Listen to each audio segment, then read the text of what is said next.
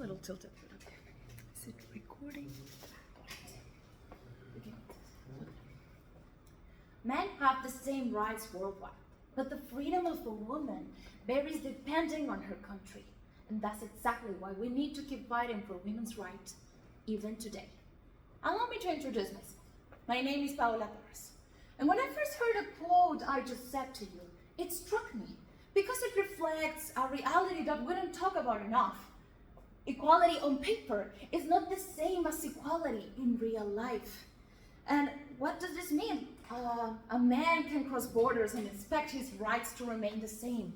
But a woman, her freedom, even something as essential as a right to education, can expand or shrink the moment she enters a different nation.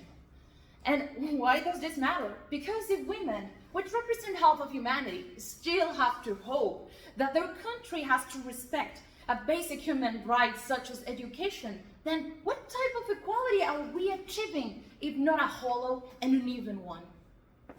So today my goal is to present to you one of the clearest freedom gaps worldwide, the right to education. Because education, it's not just about a classroom experience. Education means it's the foundation of independence, means opportunity, and allows autonomy. So, to begin, as I already stated, women do not have the same rights as men worldwide. But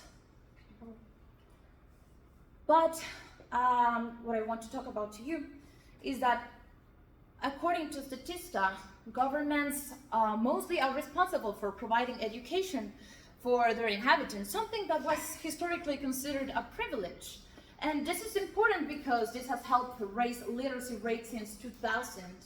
And this raise is important because, as I previously told you, education is the foundation of independence, opportunity, and allows emancipation, especially for girls.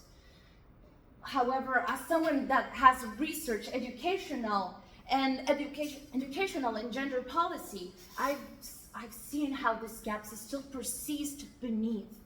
Because despite this global progress, the educational gap is still quite alarming.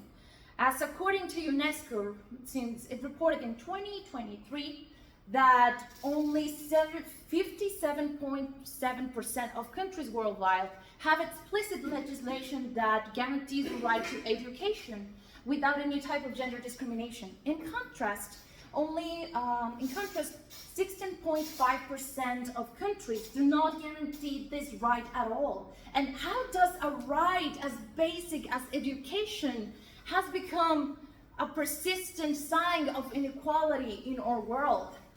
Likewise, statistics shows that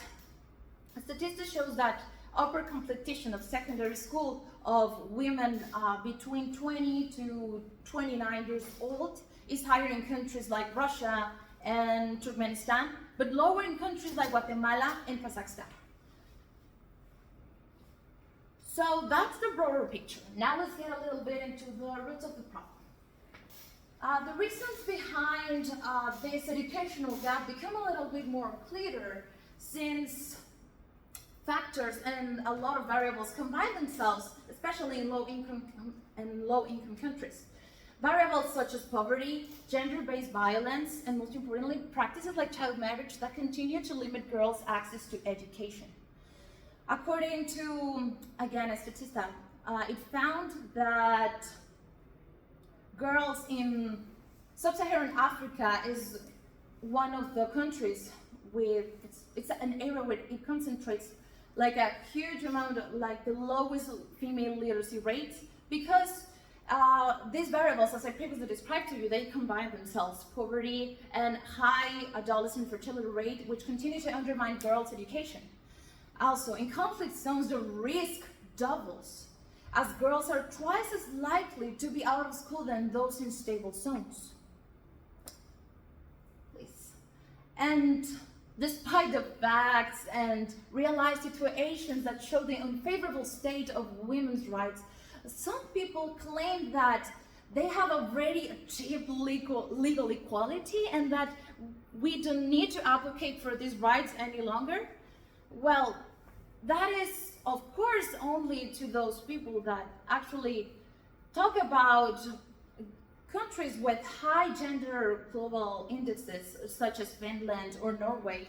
But this claim can only be possible to a person that has lived their entire life with the protections of said countries, which do not represent the entirety of the world. To illustrate this, let me show you a real life example. Let's look at the story of Samira.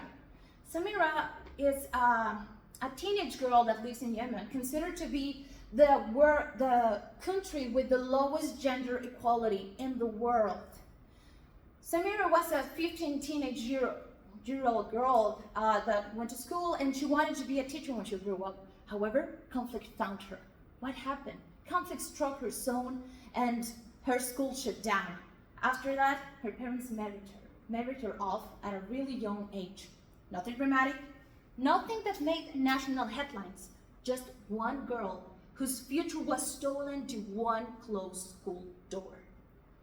And this leads us to think that this is not only happens to her, it happens to millions of women in the entire world. So this claim of that we already achieved legal equality falls apart because improvements in one corner of the world does not inhibit injustice happening in another. So what does all of this mean for us today? Education should never be a privilege determined by gender and geography.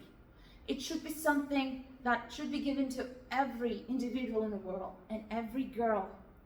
So, while stories may differ, or hope to achieve a better future is the same. Thank you very much.